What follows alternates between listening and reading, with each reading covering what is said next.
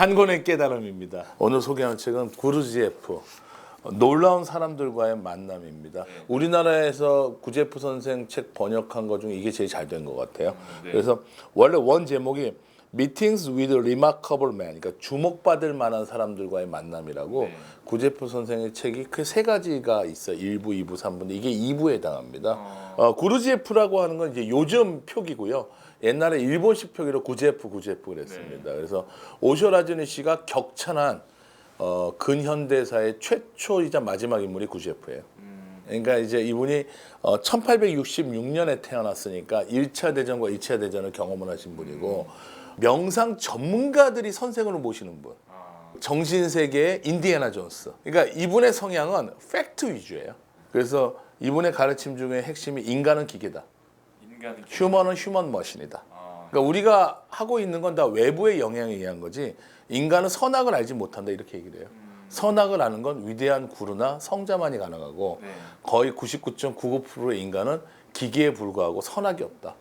유명한 가르침이고 이 책 구제프 놀라운 사람들과의 만남 Meetings with Remarkable Men에는 어떤 얘기냐면 구제프의 모험담이 있어요. 구제프의 동료들과 함께 말하자면 깨달음을 한 원정대로 조직하고 원정대 대장이 됩니다. 그래서 막 사막도 건너가고 그다음에 비밀스러운 잃어버린 문명의 자취도 찾고 그다음에 티벳도 가고. 그래서 제가 인디애나 존스 영화 보면 지도 나오면서 비행기 타고 가는 거 되게 좋아해요. 그게 여기 있어요. 이거 엄청 좋아합니다. 제가 이걸. 그래서 제가 홈쇼핑할 때 침양원도 실크로드도 이렇게 지도 형식으로 해서 애니메이션 넣고 그랬거든요. 이게 참 구제프가 탁상 명상을 한 게 아니다. 진짜 현장에서 여기서 가장 재밌는 게 노아의 홍수 이야기가 나와요. 노아의 홍수가 실화일까요, 전설일까요? 저는 전설 같아요. 실화예요. 아마 뭐 기독교 성경 그 정통파랑은 좀 의견이 좀 다른데 저는 12,000년 전에 지구가 대홍수를 겪습니다. 그 흔적이 저는 구약의 노아의 홍수라고 생각을 해요. 이건 제 개인적인 견해예요. 여기는 이제 진리를 찾는 사람들, 시커스 오브 트루스라고 그래가지고 그 원정대 이름이에요. 원정대 이름을 모임해서 이렇게 이제 다 아니 이 당시가 1866년 그때인데 어떻게 이런 뭐 아프리카도 가고 뭐 이렇게 다녔는지 모르겠어요. 못 타고 다녔는지. 그 재밌는 게 사막을 횡단하는데 낙타로 가야 되잖아요. 근데 낙타로 가는데 막 푹푹 파지니까 낙타 12마리를 다 붙여요. 나무 거리로. 그리고 거기서 이제 죽마같이 올라서면은 밑에 2m까지는 모래 폭풍이 가도 위는 안전한 거야. 그런 식으로 원정대를 조직을 해서 가요. 그 다음에 그렇게 가면서 특정한 지역의 모래가 뭐와 합치면 먹이와 사료가 될 수 있다는 것도 알아냅니다.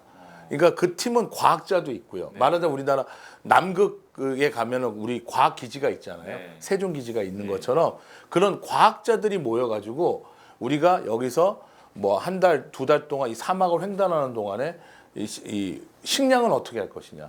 그래서 모래하고 합쳐가지고 만든 그 식량도 개발하고요.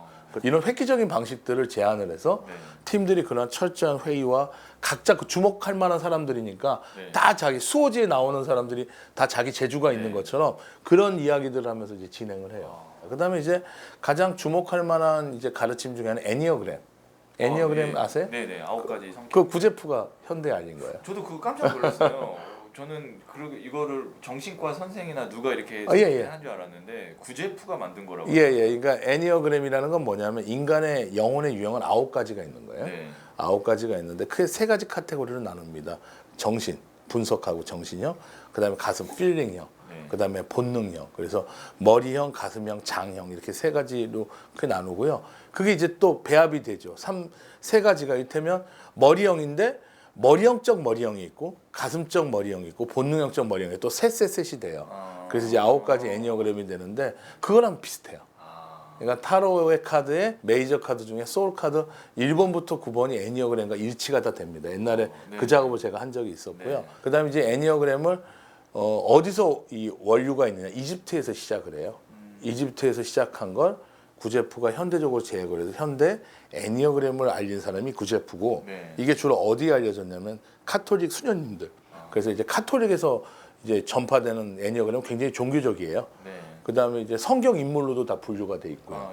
그다음에 그게 뭐 모토로라라든가 큰 대기업에서 해서 그걸로 인재들을 적재적소에 인사를 할 때 활용을 해서 어떻게 보면 대기업에서 가장 많이 활용하는 심리 유형이 그 칼 구스타프 융 박사가 내려오는 MBTI 검사.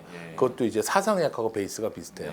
네 가지로 봅니다, 사람을. 그래서 네 가지에서 또 네 가지에서 16가지 유형을 보는 MBTI 정신과적인 버전이 있고 그다음에 영성으로 보는 애니어그램 9가지 유형 버전이 있는데 이 9가지 유형의 버전의 특징은 뭐냐면 이 지구가 90억이라면 다 9분의 1, 10억씩은 그 유형에 해당한다. 그러니까 인구 분포가 딱 정해져 있다.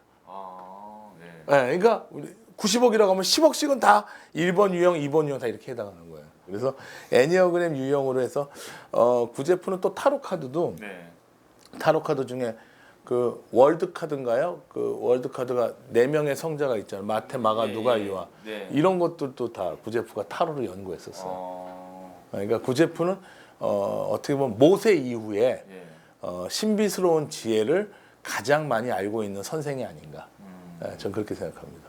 그러니까 다른 뭐 예를 들어서 다스칼로스나 이런 저희가 했던 구루랑은 좀 다른 색깔의 구루인 것 다스칼로스는 해리포터의 교장 선생님 같은 캐릭터. 그러니까 되게 선량하시고 어떻게 보면 정통 제도권을 벗어나지 않는 사람이라면 구제프는 산전수전 겪은 시라소니 같은 사람. 그런 것 같아요. 어떻게 보면 야매의 대가. 제가 그럼 이 책을 보면서 좀 궁금했던 거 몇 개만 좀 질문을 드리면 여기 의식을 통한 소문은 자기 자신에게 발전과 미래를 가져다 주지만 기계적인 무의식적인 소문은 영원히 사라져가는 것이다. 기계적인 무의식적인 소모라는 게 무슨? 우리가 살고 있는 거. 우리가 아침에 일어나서 밥 먹고 배설하고 움직이는 게 다 기계적으로 하거든. 그러니까 뭔가 이렇게 생각하지 않고 그냥 습관처럼 이렇게 가는. 뇌는요 2가지 뇌가 있어요. 대뇌가 있고 소뇌가 있어요. 대뇌는 생각을 합니다. 반응 속도도 느끼고 고민을 해요. 근데 소뇌는 고민하지 않아요. 우리의 소뇌는 모든 운동의 중추가 되거든요. 그러니까 능숙한 운전자는 생각하지 않고 기계적으로 시동을 걸고 기계적으로 기아 변속을 하고 기계적으로 악셀 브레이크를 밟아요. 이게 소뇌로 이관했다 그러는 오토마토제이지라 그러는데 이게 뭐냐면 우리가 살면서 거의 대부분은 소뇌에 의해서 살아요. 그러니까 어떻게 보면 생각하지 않고 산다고요. 기계적으로 반사적으로 살아요. 그러니까 우리가 여행을 갈 때 여행 갈 때는 길어요. 여기서 부산까지 내려가면 길다고요. 왜? 경험하지 않은 대뇌를 쓰니까. 근데 올라오는 길은 짧아요. 한 번 갔었던 길을 가니까. 그때 소뇌를 쓰는 거예요.